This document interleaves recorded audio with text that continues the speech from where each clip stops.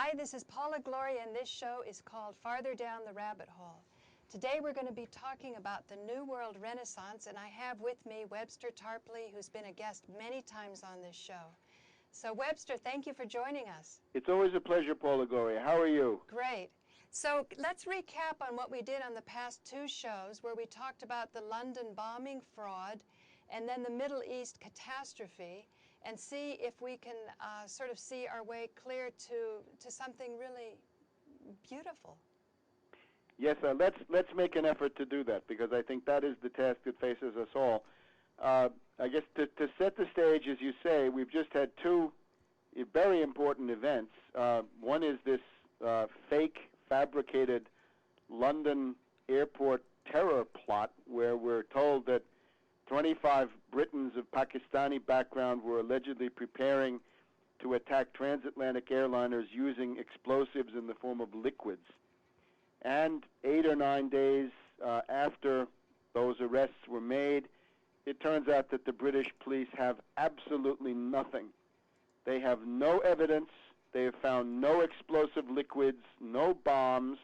The people that they've accused in this plot, most of them did not have passports. There were not anywhere near 10 of them who had passports, so there was no way they could get on transatlantic airliners, and none of them had bought tickets, so there was no real proof that they were planning in the short run to get on airliners and use these infernal machines that they're accused of concocting. So we've made the case that this entire London plot was, on the one side, a frame-up manufactured by MI5, MI6, Scotland Yard, and the rest of them.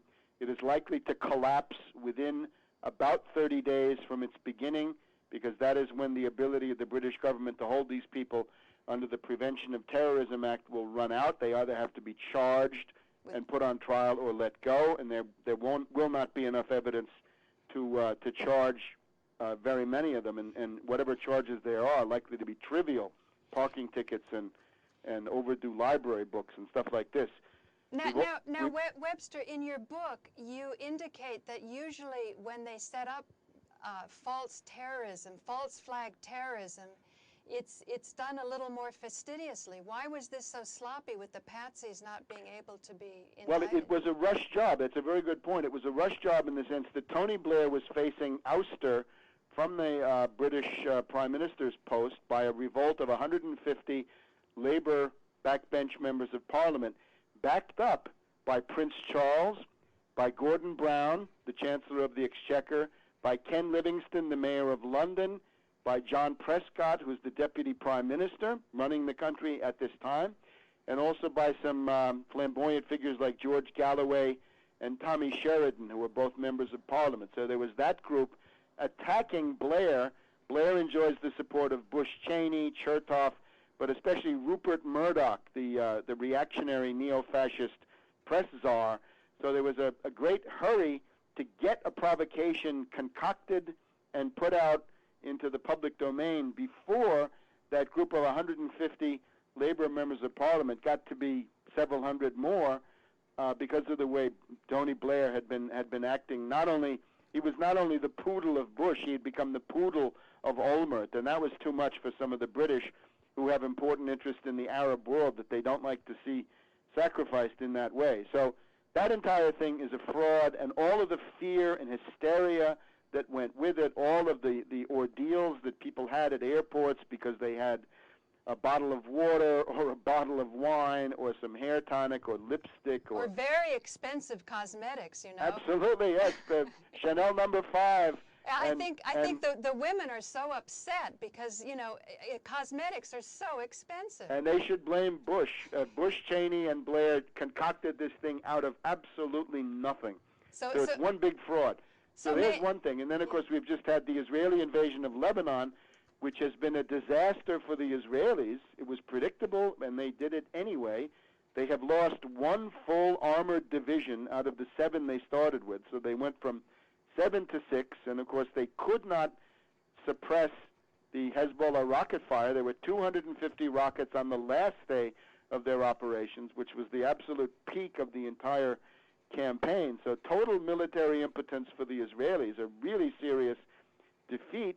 And it looks like Bush-Cheney are deriving the absolutely wrong lesson from this, which is that that Hezbollah has been defeated and it's time for a wider war with Syria and Iran. And, of course, if the U.S. attacks Iran, they will do much worse than the Israelis did when they attacked Hezbollah in Lebanon.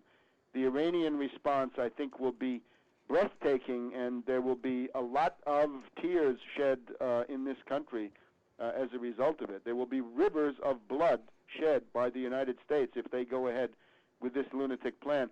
The funny thing about the neocons is that they think of war as a one-way street. They think of war as something you do to the other guy. But we have to remember von Clausewitz, in this famous book, Vom Kriege, right, on war, he says, when you wage war, your efforts are directed against an animate object that has its own will and reacts. And it reacts against you. So if you don't want to find out what the reactions will be from Iran, and I don't want to find out, now, leave them alone. Would you say the think tanks in Beaver Creek, Colorado have failed us? Yes, so this is it's actually the American Enterprise Institute is usually here in Washington, D.C., but it is notoriously the Beaver Creek meeting of the American Enterprise Institute, the premier neocon think tank, the one that got all the money from Lord Conrad Black when he was embezzling it from Hollinger Corporation. The Beaver Creek meeting was where this whole war was planned, not the failure part, but the aggressive part. It was Cheney, Netanyahu of the Likud, and Nathan Sharansky, who leads one of these other crazy Israeli parties, who got together and said, let's have an attack on Hezbollah as a means of getting at Iran and Syria.